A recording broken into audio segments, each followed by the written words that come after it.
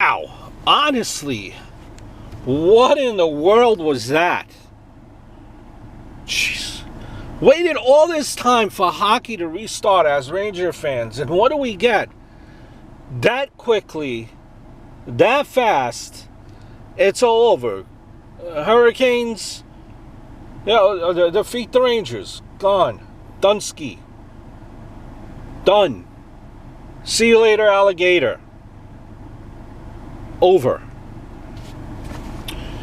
It's just you wait. You waited 3 or 4 months for this to happen. Where our team had the other just the crap kicked out of him. What can you say? I mean, D'Angelo has one of the worst defensive series I have ever seen. Del Zotto was better defensively his rookie year than D'Angelo is now. His offensive numbers this season are not enough to offset the defensive liability he is. All these comparisons this year that people have made to him being some second coming of Leach. Wow.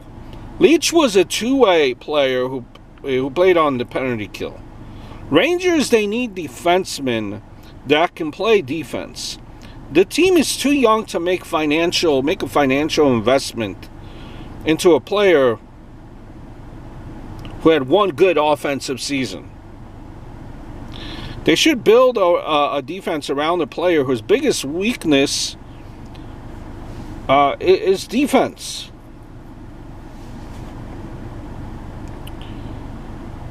Rangers have too many defensemen in their system coming up over the next couple of years. They'd be better off trading his rights than giving him a multi-year contract. I know a guy like D'Angelo has a lot of fans here, and they will disagree, but look at his stats against the top 10 teams in the league this year. And to think the Hurricanes were unhappy with having to play us in the qualifying round, thinking that we were probably going to beat up on them. Imagine that. Swept and done. So what's going to happen? And this is just, 3 games like that. Dunsky, done nada.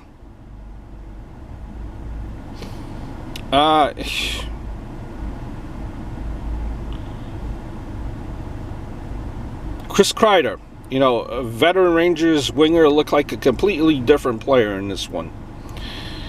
Hounded the puck, was aggressive in all 3 zones, and used his speed and quick release to his advantage.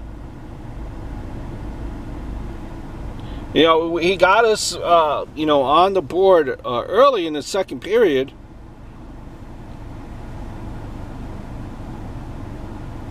$1-0 contract. Yeah.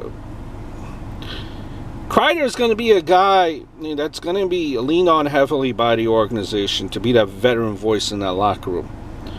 Especially, for players like Capo, Kaku, like players like Capo, Kako, Adam Fox, guys like Lindgren and others. You know what? And Kreider does go on saying, you should take the young players should take you got a close-up view of what it takes to win at this level. It only gets harder from here on out. Yep, absolutely. It does. It's very disappointing. Very disappointing. And Tony D'Angelo, again, I'm going to stay by what I said. Igor the goalie there, despite missing the first 2 games of the series, I think he was sharp in this crucial contest. Made 27 saves on 30 Carolina shots. Gave his team a chance to come back in the third period. I think he has proven that he could be the number 1 goalie for the years to come.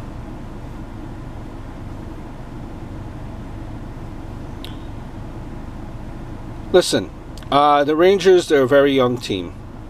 Second youngest to qualify to the playoffs, to be exact, for their credit. And for many, guys on the blue shirts, this was their first experience of the NHL playoffs. Fairness, the Rangers were not expected by many to push for a playoff spot this year. But you were doing